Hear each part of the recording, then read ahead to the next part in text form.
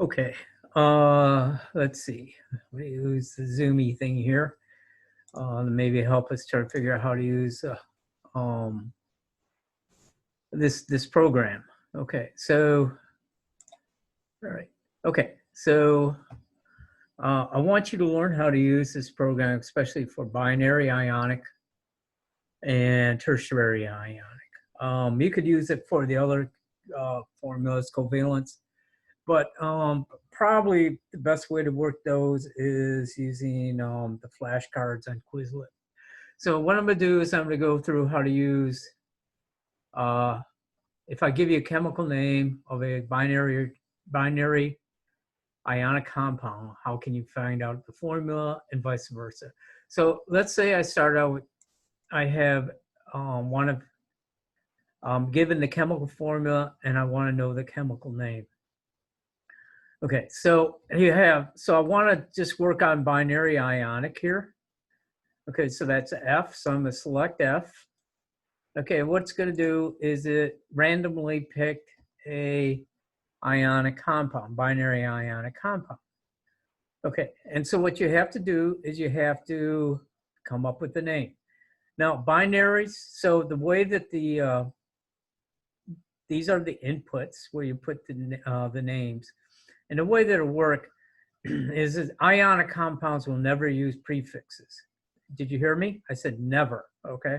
So you won't put, so this slot here and this slot here will not be used for any ionic compounds, okay?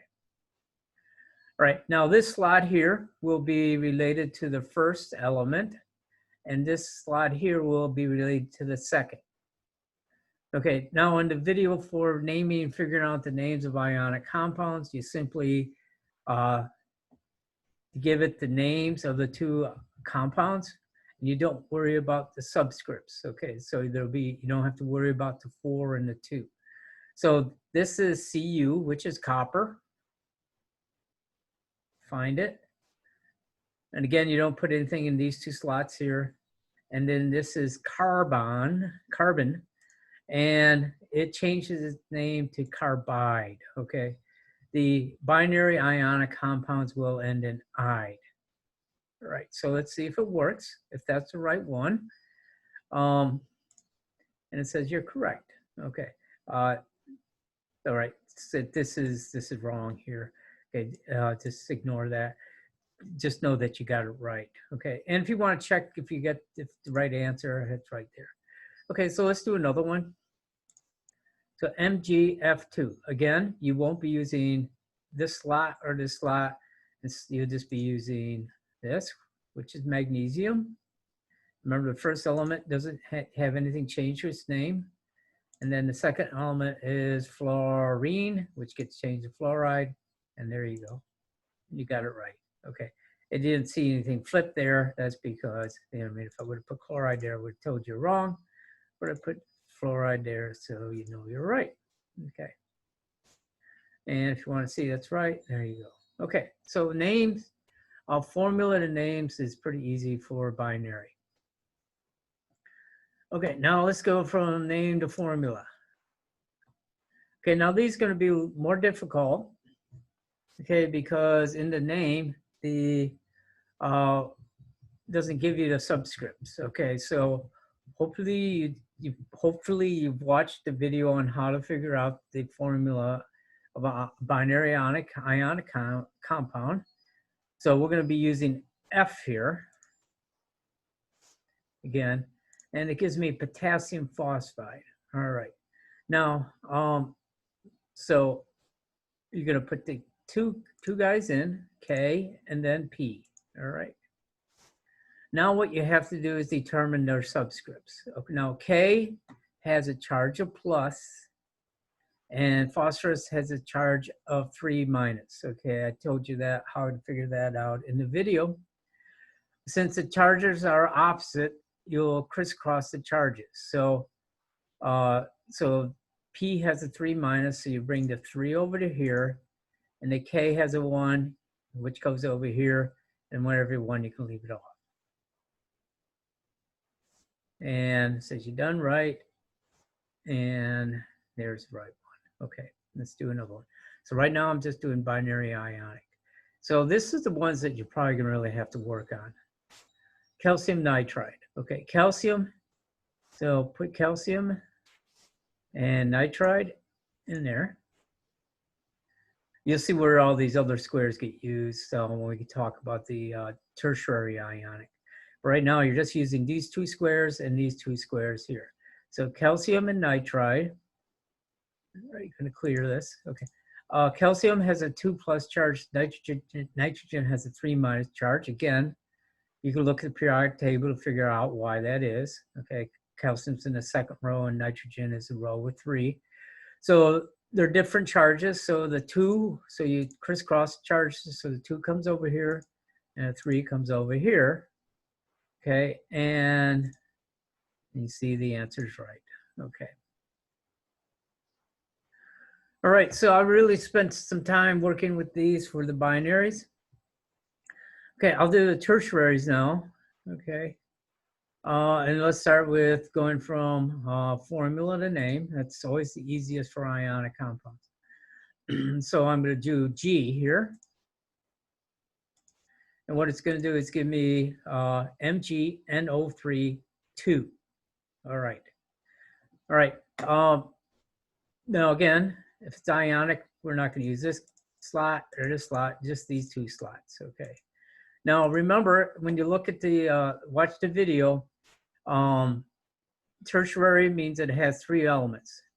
The first element is a metal, and the second, the third elements are part of a polyatomic ion.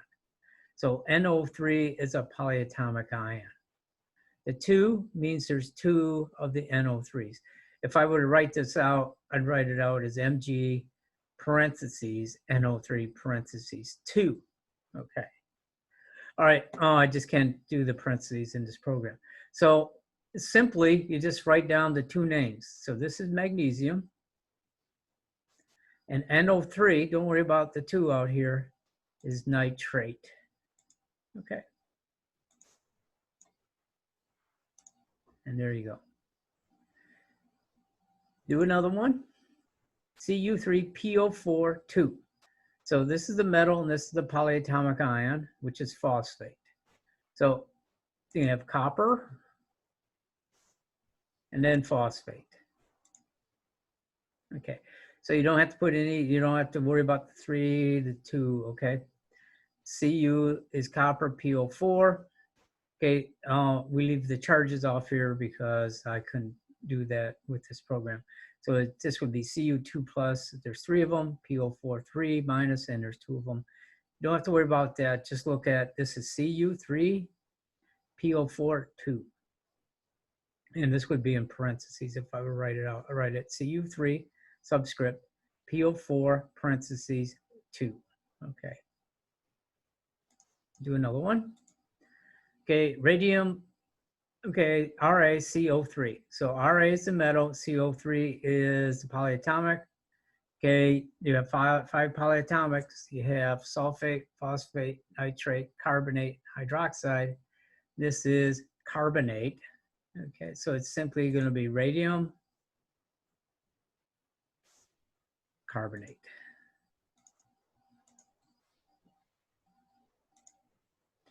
Okay, simple enough. Now let's go from name to formula. This will be a little bit harder. But let's see how we do it. Okay, again, we're just going to deal with G. All right. So G gives me that. Rubidium carbonate. Okay. So I know what I'm going to have here is I'm going to have 3 elements, this guy right here, and carbonate, which is CO3. Okay. Okay. So rubidium is Rb. Okay, carbonate is CO3, 3. Okay, we're not done because these are just the charges. I mean, these are just the symbols of these particular things. Now we have to work with the charge. Rubidium has a charge of, I'm going to say 2+. And we find that on a periodic table. If it's in the second column, it has 2 plus. Carbonate has a 2 minus charge. So this whole thing here is 2 minus charge. So you crisscross charges, okay? Since they're the same, both of these two, you don't have to do anything. So it's RbCO3. Oh, I'm wrong. Why did I get it wrong? Okay, I got it wrong because rubidium is actually in the first column. Okay, and so it has a charge of plus. Carbonate has a plus, a charge of 2 minus, so I have to bring the 2 over here. Okay, and we'll see where we use this in a minute. So it's Rb2CO3. This CO3 is our polyatomic. Okay, let's do another one. All right, magnesium nitrate. So first thing I'm going to do is I'm going to clear everything out. So magnesium is Mg, nitrate is NO3.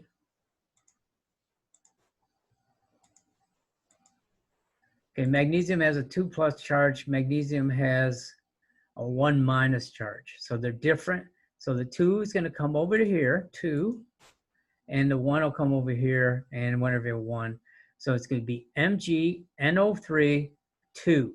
So if I were to write this out on the board, it'd be Mg, NO3, parentheses, with a 2 as a subscript. Okay. And that's right. So it's Mg, NO3, 2. Right, next one, silver hydroxide. So I'm going to clear everything off. So it's, remember to clear when you do these. We won't be using this up here. Okay. All right. So it's silver, which is Ag, and hydroxide is OH. All right. So I got my two formulas. Now I have to worry about charges. Silver, I told you, is one you have to know. Has a charge of plus. OH has a minus charge. So there's no crisscrossing because they both have the same charge, 1 and 1. So there you go. Okay, another one, beryllium carbonate. Okay, beryllium is Be. Carbonate is CO3. Okay, beryllium has 2 plus charge, carbonate has a 2 minus charge. They cancel each other or balance each other out, so you don't have to crisscross. Then if the charges are the same number, you don't have to crisscross. So there you go, it's done. Okay, do another one. Okay, copper hydroxide. So copper is Cu. Hydroxide is OH. All right, copper has a charge of 2 plus, OH has a minus charge, so the 2 has to come over here. Whoops. So the 2 will have to come over here. All right, and so because this square here is how many subscripts this guy has, and this has how many subscripts this guy. So this tells me you have 2 of the OHs, and then you have Cu, 2 plus, OH minus, and you need 2 of those. Okay. Make sure you, when you write this out, it's Cu parentheses OH with a 2. Okay, I can't do that with the program here, but that's what it's supposed to be. Cu parentheses 2. I would prefer, if you, at this point, why don't you just keep the parentheses around the polyatomics. Okay, do one more. Silver carbonate. Okay, gonna clear. I'm gonna do one more after this. So I have silver carbonate. So silver is Ag, carbonate is CO3. Okay, silver has a charge of plus. Carbonate has a charge of 2 minus, so this 2 has to come over here. So it's AgCO3, and here you go. Okay, want to do one more. Pick one out.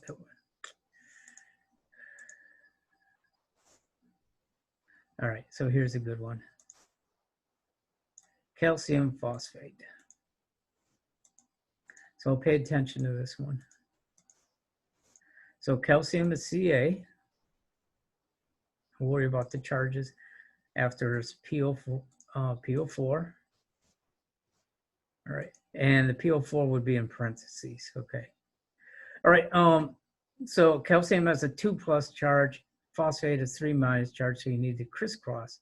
So the 2+ is going to move over to here to 2. You don't have to bring a plus. Don't bring the plus, I should say. And then I'll bring the 3 over here. It's going to be Ca3, PO4, 2.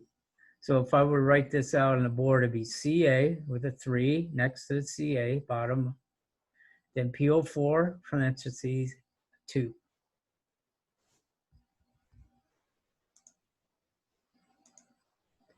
All right, there you go.